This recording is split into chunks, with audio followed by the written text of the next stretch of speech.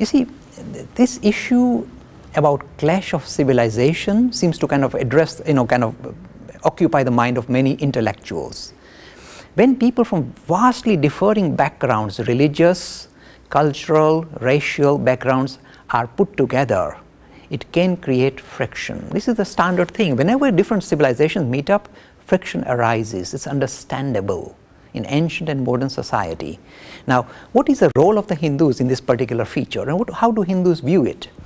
The Hindus say, you see, if you look at evolution of humanity, you always find that whenever different nations met up, and whenever they had an opportunity to kind of they were forced to live together or work together, even though initially it creates friction, in the long term it is assimilation and integration that produce an evolved form of society very naturally, very organically, without somebody, as some theologians, putting it together, which in a way takes the best of both the worlds and produces a much more higher level of civilization.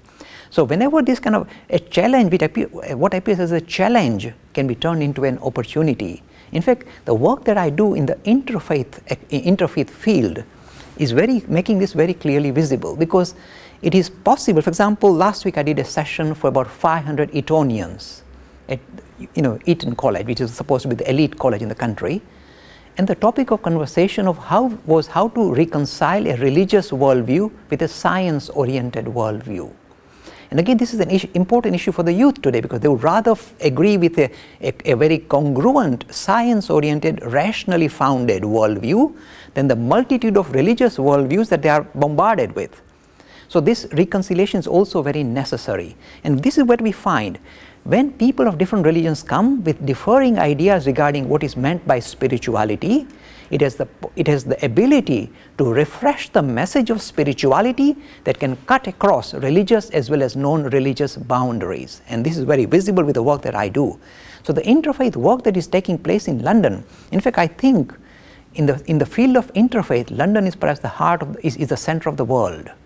Because the new innovative ideas that are being examined and explored in the United Kingdom are not being done in any other part of the world. This is my sure, kind of assured belief. Because we have seen, say, some kind of interfaith dialogue unfolding in, say, United States or in other parts of Europe or in Asia. I think it is still very fickle compared to the very robust manner in which the ideas of interfaith are being explored and kind of imbibed in this nation. Just last week, for example, we had a meeting with the Anglican Bishop of Northwest London. And the topic of conversation, you may be surprised, the topic of conversation for the Anglican Church, and I didn't bring it up, they brought it out and they asked me to interact with them. The topic of conversation was pluralism. So I said, this is unusual for an Anglican body to talk of pluralism because you are supposed to be exclusivist. They said, no, Jay, we need to invoke this idea of pluralism. The only question we have is whether to adopt the French model or the American model of pluralism. So I said, no, we are going to produce an English model of pluralism which will be far more mature than either the French or the American model, which in a way is it's not just a mishmash of religions or just compromise solution of how people of different religions can work together or operate together. It is a way of reconciling different worldviews and different religious worldviews. And this is the form of pluralism which is not apologetic, which is not compromising, and yet which is vibrant. Because with pluralism, what happens is this.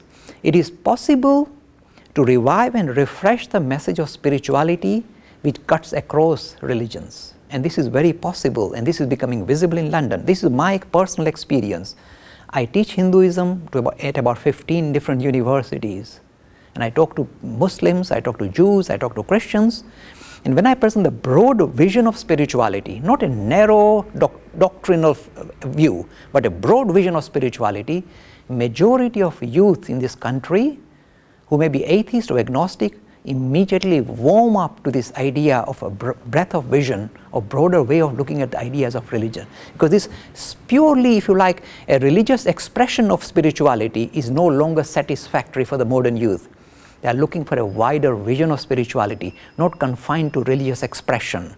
And this is becoming, if you like, the watchword, or if you like, the new paradigm that we are now going to kind of incorporate in the way we understand religions. And this is visible in my experience, and the warmth it generates is very visible, very visible. I meet lots of youngsters who would say, Jay, before I started, I was an atheist, but after this talk about this breadth of vision of what is meant by spirituality, I am a convert to the idea that religions have something to give the modern society.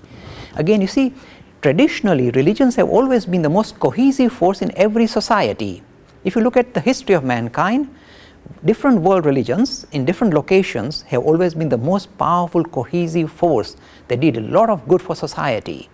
So despite the criticism leveled at religions as being the most atrocious, overall the balance sheet speaks in favor of world religions. They have always been traditionally cohesive and done tremendous good to mankind. The problem arises when people from different religions are forced to, or are for whatever reasons, have to work with each other or live with each other. And you do not have the luxury of living in isolation with your own religious beliefs. So now how do you interact with people of other religion or people of no religion? That's a big lobby. And it is here that, if you like, the innovative ideas, the deeper understanding of religion becomes necessary. My own take on interfaith dialogue is as follows. I say to use the language tolerate people of other religion is way out of line. It is not correct, because it says I give you permission to exist. It's not acceptable. The language has now matured to say learn to respect people of other religion. For a pluralist Hindu, this is still not good enough, because it still hides an exclusivist ideology saying that I am right, you are wrong, but I won't make a fuss about it here and now, because you will find out soon after. So rather than make a fuss about it now, we'll just play our own game. I know I am right, you are wrong, but when you die, you will go there and I will go there. So we will soon find out. This is not really, this is hypocritical. So the Hindus say, no, you need to go a stage further. Have the courage to say, there can be many pathways for exploring spirituality, sometimes religious, sometimes even non-religious. Through music and art and poetry and literature, we are exploring spirituality without a religious label. And there is nothing wrong with that. And a vast number of youngsters that I interact with would prefer to explore spirituality through these human disciplines rather than in the name of religion. So unless you produce this kind of broader vision of religion, you lose your youngsters. You lose them from your churches, your temples, and your mosques. And this is visible even with the mosques. They are complaining. They are losing their youngsters. There is one other thing that I continue to suggest, and it's very important. Pluralism is not mishmash of all the world religions. You kind of become a Hindu in the morning and a Buddhist in the afternoon and a Muslim. That is not pluralism. Pluralism is not watering down your faith. It is simply saying dig deeper within your own faith. Dig that deeply so that you can come to a better understanding regarding people of other religion as well as people of no religion. You see, this idea of demarking humanity, saying secular society and religious society, is becoming a serious issue now. We need to examine the demarcation between what we call secular and what we call religious. Because I meet people who would classify themselves as secular, who are such lovely, wonderful human beings. How can I say they are in any sense less spiritual than the people who tick their names with the religion? So this demarcation has to be now re-explored and re-examined and demolished to bring in real cohesion in society. And how do we do this? I'm saying by digging deeper within our own faiths. Because at the level of experience, at the experiential level, religions meet up very well. Whether you are a mystic Christian or a mystic Hindu, at the level of experience, there is very little variation, whether you're talking of this prophet or that prophet. At the level of experience, there is tremendous unification. At the level of expression, the moment the prophets opened their mouth and started talking about the religion, at the level of expression, a variation begins to become visible.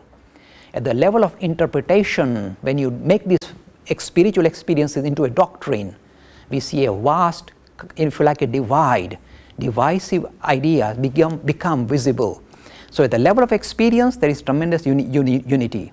At the level of expression, there is a variation. At the level of interpretation, there is divisiveness, there is division.